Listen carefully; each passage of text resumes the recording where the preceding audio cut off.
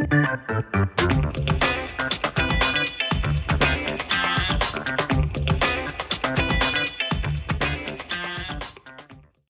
so next we're going to actually acquire the resources, and often the acquisition of resources takes place kind of off stage. So in other words, you have the same team that kind of moves from project to project, but we're taking this as, you would actually acquire resources. So you'd be obtaining team members, facilities, equipment, materials, supplies, and other resources to complete the project work. So remember, most of these processes happen most of the time on most projects, but not necessarily all the time on all projects. So just keeping that in mind.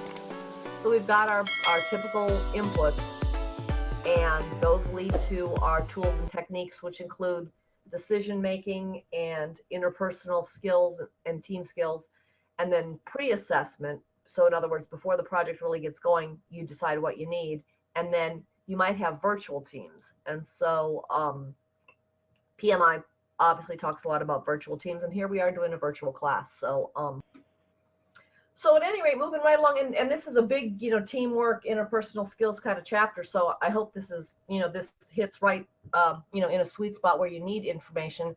So we talked a little bit about the tools and techniques that we'd use to acquire resources, and then what comes out of it are the physical resource assignments, the project team assignments, which are kind of two of the same things. I mean, it's just, material resources versus people resources.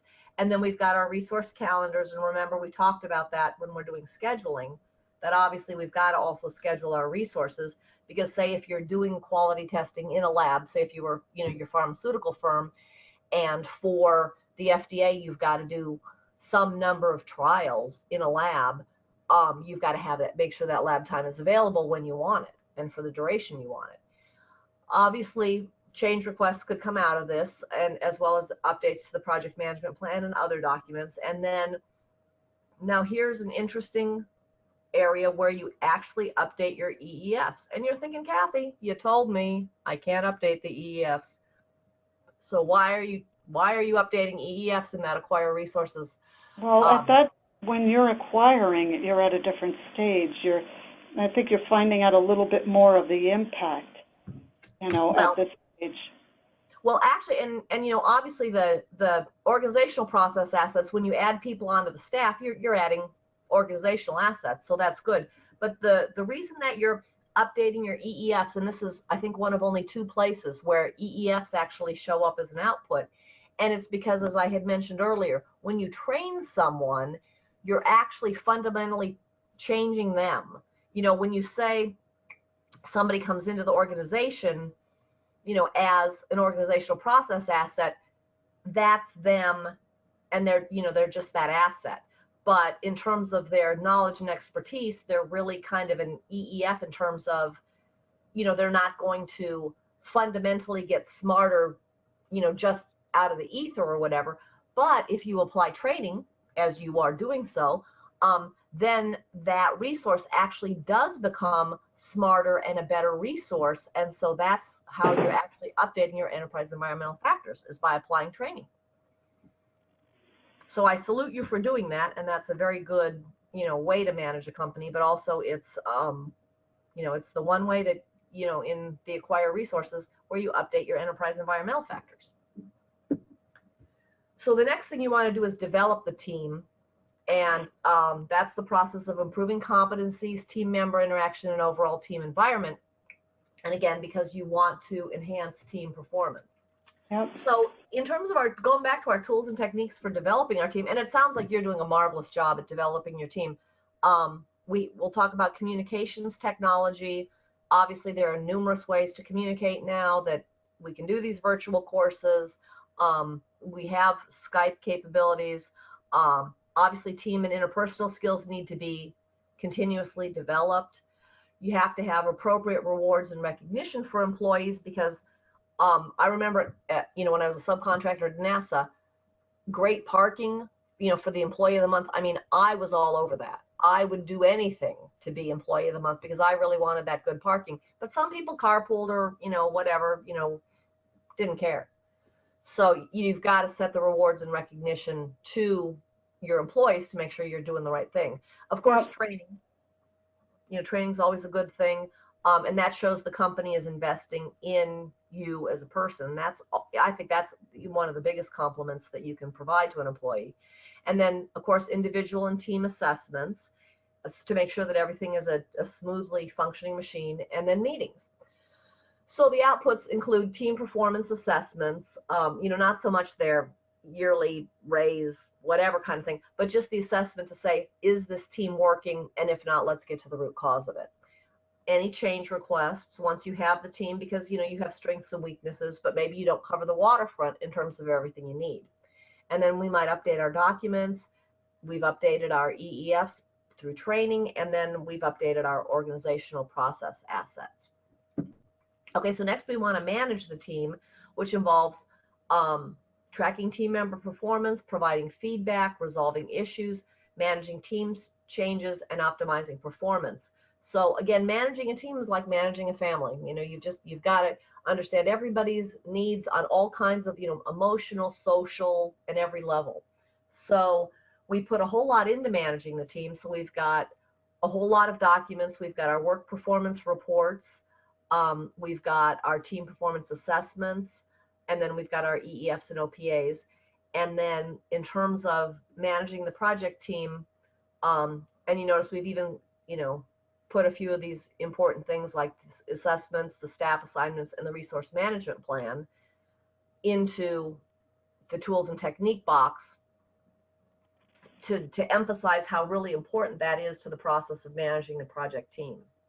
And then we use our project management information system, and then our interpersonal and team skills. And these are some of the things that are hard to teach, at the management level, how you assess the emotional intelligence. And I think we've talked about that previously. And then what comes out of here are potential change requests. You might need more different additional team members, as well as updating the documents, and then updating the assets. And again, this is a second opportunity to update your enterprise environmental factors, because again, as you give people more skills, and this might be more interactional and team skills, then you've actually improved something which you would think was kind of fixed when you got it. If you hire a computer nerd, you've got a computer nerd, and I say this lovingly because my son is a computer nerd, and that's all you got. But if you could put some personality into the boy, then you've got even a better asset, where they really interact, because sometimes interaction is everything. I used to love the old days of the terminal room, because everybody would sit around and, if you hit a hard spot and you started pounding on the terminal, or, this big giant CRT, people would be like, oh, what's wrong? And then, everybody would work to solve the problem. Could you go back to the previous slide a minute? Huh? Could you go back to the previous slide a minute? I just want to see something. See this last one. And again, screen cap is wonderful. But taking notes obviously is a very good thing, because, for the psychology of it all. And I know in part of my learning how to teach, I took a couple semester courses in the whole subject of pedagogy and what really makes people tick. And of course, different people have different kinds of auditory learning or visual learning or hands-on learning. But, that the writing is a good way to commit it to your brain. Some people don't like it. I mean, my son does everything screenshot. Yeah. All right, I'm ready. So team dynamics, of course, are critical to project success. And this is the Tuckman ladder. And so these are his 5 stages of team development: forming, storming, norming, performing, and adjourning. Yes. I did this years ago in college. Very good. Okay, well then, so you understand, the team initially comes together, and they're a little bit of walking on eggshells. That's right. It's still kind of the honeymoon period, so nobody says much about anything. And then storming, and then people kind of start to step on toes and figure out boundaries, and everybody's all elbows and knees sort of deal. And that's then when we needed conflict resolution. Yes. dealing with difficult people, all those kind of, courses that'll really help you to work it out. And, and often because when you have very many people that are very alike, you hit up against barriers because it's their way or the highway.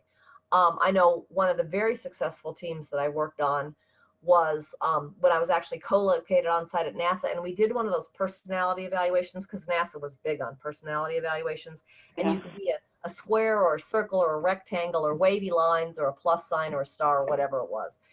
And everybody on the team got a different thing. And I think it was really true to form that everybody really was kind of their thing that they got. And that's why we worked so well, because we were complementary, but everybody covered a different thing. So it wasn't like two people wanted to do the same thing.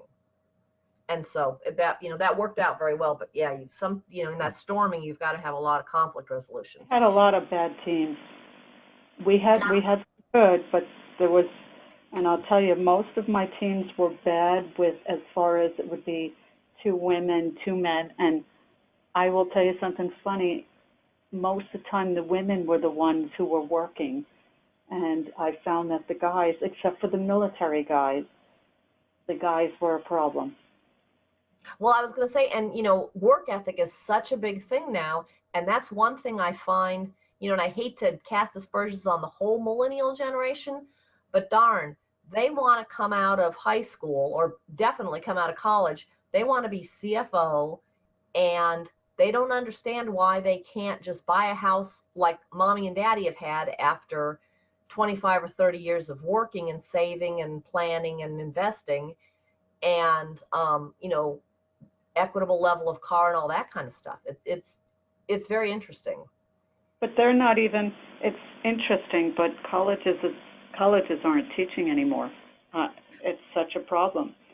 Well, in fact, yeah, when I have taught on the college level, and especially the Project Management 101, because these people think, they're going to come out of college and they're going to be a project manager. And it's like, put on the brakes, but, I'm going to teach you what you need to know. But with that comes the need for some maturity. And, a lot of these kids just feel like, nope, I'm going to roll the world and it'll be fine. So I really love teaching adults because, adults like you are here, although you're terribly busy, because you want to be here and you paid the money, whereas the kids, they're on a scholarship, or mommy and daddy are paying, or, it's keeping them out of the job market. So they're happy. It's much easier to teach adults. And, you get norming, trust develops within the team. And I think if you've got a more like-minded group that everybody really has the goal of, hey, I want to be a successful project manager, that's a much better way. But, trust develops within the team, and you just determine your skills, who has what skills. Somebody might have some, mad computer skills that you didn't realize, but you can call on them when you have a problem. And then you get to performing. And this is when the team is delivering results, and performing is where you want your team to be. So if the question is anything like, what do you aspire to? What are you striving for? You want to get your team to the performing stage as quickly as possible. And then ultimately at the end, you have adjourning and where the team, disperses again among other projects, or maybe they move on as a whole team to a new project. But it's, it's the going away parties and the tears and the, the goodbye, and, the last guy turns the lights out and kind of stuff like that, which happened a lot, as NASA, especially as the shuttle program came to an end. And, you'd think, well, that's the final stage and that's where you want to be. But no, the answer is always performing, in terms of where you're striving to get your team to be, is you want them to be in performing. So when we were talking about those staffing curves that didn't follow a very nice bell curve distribution, that causes upset. So anytime you do things, add new people, take away old people, change personnel, you might go back. And, this isn't necessarily just a forward progression, because you could be in the performing stage and then maybe all your hardware people leave and you bring on a bunch of new testing people. And so maybe then you go back to storming, or maybe the beginning of norming. And it takes some more time to get that team really working really effectively. So again, that's why you want to be smooth and very straightforward in your staffing, so people understand what's going to happen when and why. And of course, conflict management is key. obviously this creates an opportunity for improvement. So that's what we were always looking for, is opportunities. But some of the areas of conflict include scarce resources, scheduling priorities, personal work styles, expertise and experience levels, and communication issues. So, and usually communication is the big issue in terms of conflicts.